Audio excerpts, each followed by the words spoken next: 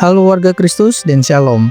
Pernahkah Anda percaya bahwa seseorang bisa menyebut nama lengkap dan alamat Anda hanya karena Tuhan yang berbicara langsung kepadanya? Ribuan orang pernah percaya itu.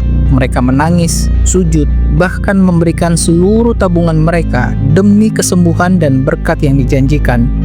Tapi sayangnya, semua itu bukanlah mujizat, itu tipuan. Dan pelakunya adalah seorang pendeta terkenal bernama Peter Popoff.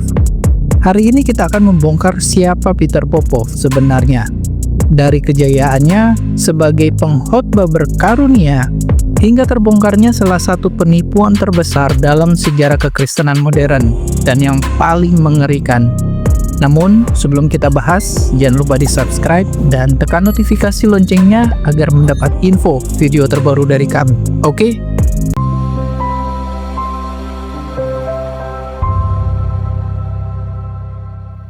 Siapa itu Peter Popoff?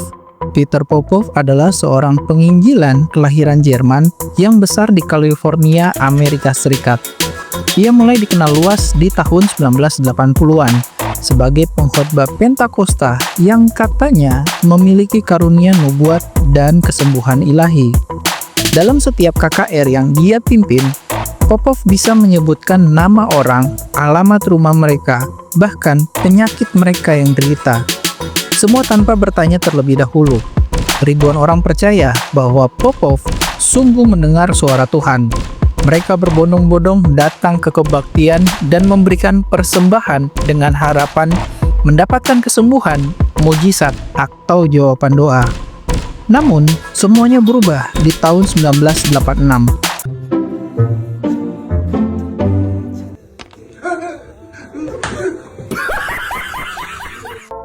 Dibongkar oleh ilmuwan dan skeptis. James Randi, seorang pesulap dan peneliti penipuan spiritual, mulai mencurigai keanehan dalam pelayanan Popoff.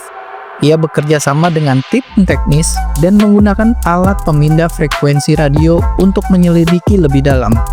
Apa yang mereka temukan sangat mengejutkan. Ternyata, istri Popoff diam-diam mengirimkan informasi pribadi jemaat melalui radio ke alat pendengar kecil di telinga Popoff. Informasi ini diperoleh dari formulir pendaftaran acara atau obrolan singkat sebelum ibadah. Jadi, saat Popoff menyebutkan nama dan alamat, itu bukan karena Tuhan berbicara, itu karena istrinya berbicara melalui walkie-talkie. We have a hot one for you, Robert K. Wood. Who is Robert Wood? Is it Robert K. Wood. K. Wood? Robert K. Wood. That needs surgery. You need surgery. The doctors were going to do surgery. Right next to her is Morris Christman. Just a minute. Who is Morris? Christman. Christman? Yeah, he's got hernia and high blood pressure. You've got a hernia also. Bukti ini dirilis di acara televisi nasional dan rekaman percakapan antara Popoff dan istrinya diputar untuk seluruh dunia. Dunia kekristenan terkejut, gereja terguncang, ribuan orang merasa tertipu. Stuff is honk if you worship the devil.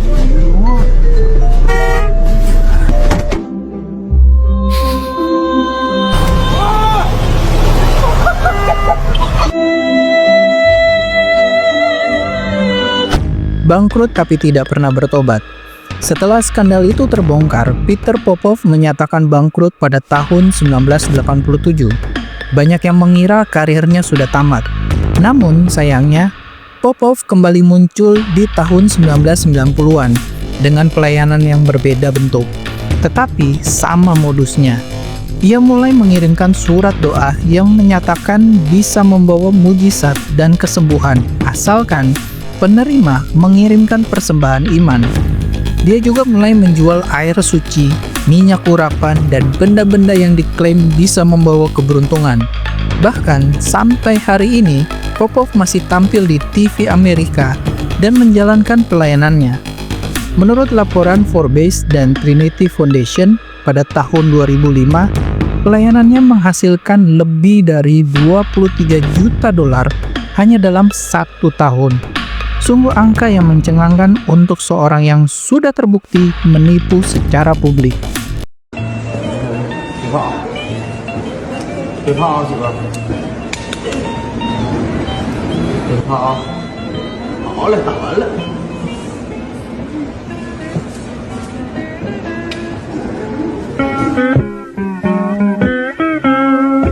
Dampaknya terhadap kekristenan. Skandal Peter Popov menjadi pukulan besar bagi gereja global.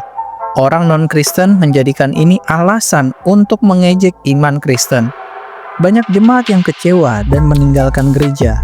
Dan ironisnya, masih ada juga orang yang tetap percaya pada Peter Popov, walaupun bukti-bukti penipuannya sudah tersebar luas. Fenomena ini menunjukkan betapa banyak orang Kristen yang lebih percaya pada mujizat daripada firman Tuhan, dan lebih suka pertunjukan daripada pengajaran, dan lebih mudah tertarik pada sensasi rohani daripada kehidupan yang taat dan kudus. Apa kata Alkitab? Yesus sendiri sudah memperingatkan, sebab akan muncul Mesias-Mesias palsu dan nabi-nabi palsu, dan mereka akan mengadakan tanda-tanda yang dahsyat dan mujizat-mujizat, sehingga sekiranya mungkin mereka menyesatkan orang-orang pilihan juga. Matius 24 ayat 24. Juga Paulus berkata, karena akan datang waktunya orang tidak dapat lagi menerima ajaran sehat, tetapi mereka akan mengumpulkan guru-guru menurut keinginan mereka sendiri untuk memuaskan telinga mereka. 2 Timotius 4 ayat 3. Peter Popov adalah contoh nyata dari penggenapan nubuatan ini. Ia menyenangkan telinga banyak orang dengan janji berkat dan kesembuhan. Padahal yang ia lakukan hanya manipulasi dan penipuan.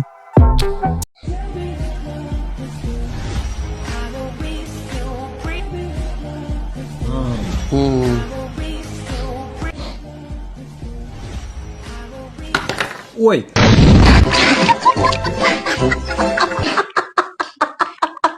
Mengapa banyak orang bisa tertipu?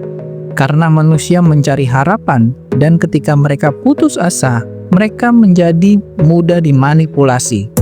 Popov memanfaatkan rasa sakit, penderitaan, dan harapan orang banyak. Ia menampilkan diri sebagai hamba Tuhan, padahal sesungguhnya ia adalah penjual harapan palsu. Banyak orang Kristen tidak belajar firman, tidak menguji roh, dan tidak tahu bagaimana membedakan antara karunia sejati dan pertunjukan palsu.